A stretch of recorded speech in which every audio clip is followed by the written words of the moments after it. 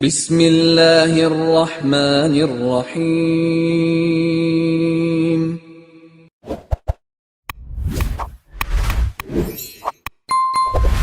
السلام علیکم ورحمۃ اللہ وبرکاتہ۔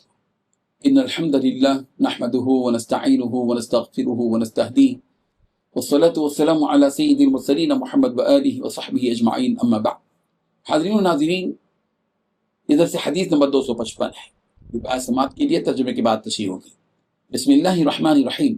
عن عبد اللہ بن عباس رضی اللہ عنہما قال اول من اتخذ الكلب نوح قال یا ربی امرتنی ان اصنع الفلک فانا فی صناعته اصنع ایاما فیجیئونی باللیل فیفسدون كلما عملت افسدوه فمتى يلتئم لي ما امرتنی به قد طال علي أمري فأوحى الله إليه يا نوح اتخذ كلبا يحرسك، فاتخذ نوح كلبا فكان يعمل بالنهار وينام بالليل، فإذا جاءه قومه ليفسدوا ما عمل نبحهم الكلب فينتبح نوح فيأخذ الهراول لهم ويثب عليه فيهربون منه فالتأم له ما أراد۔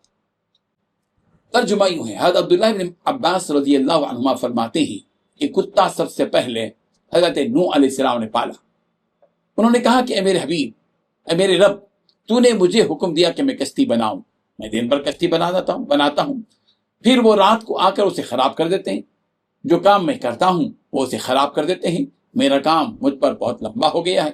اللہ تعالیٰ نے حضرت نوح علیہ السلام کی طرف وحی بھیجی کہ اے نوح، اپنی کشتی کی حفاظت کے لیے ایک کتا رکھ لو۔ حضرت نوح علیہ السلام نے ایک کتا رکھ لیا۔ حضرت نوح علیہ السلام دن کو کام کرتے اور رات کو سو جاتے۔ جب ان کی قوم کے نافرمان لوگ کشتی کو خراب کرنے کے لیے رات کے وقت میں آئے تو کتا بھونکنے لگا۔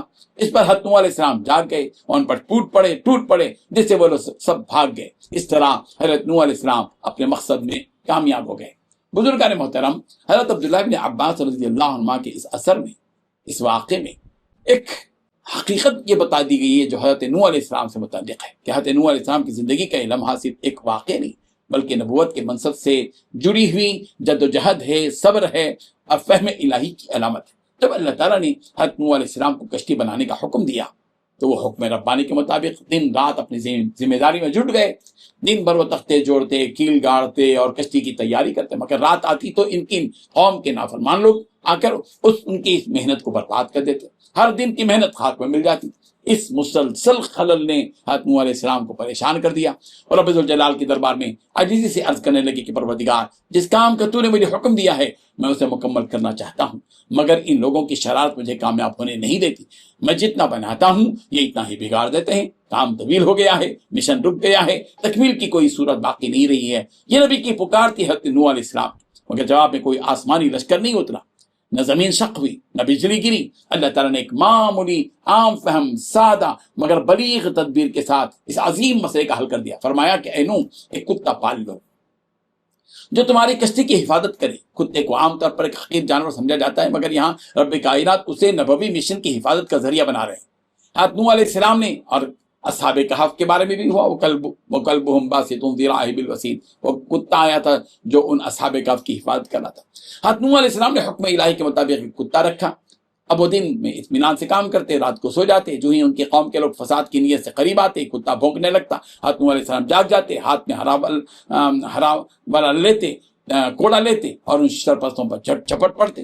وہ بھاگ کھڑے ہو جاتے۔ یہاں وہ ظاہر بات ہے کہ ان کی ساری محنت خراب ہو جاتی اور حضرت نوح علیہ السلام جو ہے اپنے مشن میں کامیاب ہو گئے۔ حضرت نوح علیہ السلام اپنے رب کے حکم کو سکون اور ایک سوئی کے ساتھ مکمل کرنے میں کامیاب ہو گئے۔ اللہ تبارک و تعالیٰ اس قسم کے واقعات سے ہم سب کو سبق حاصل کرنے کی توفیق عطا فرمائے۔ آمین۔ وآخر دعوانا ان الحمد للہ رب العالمین۔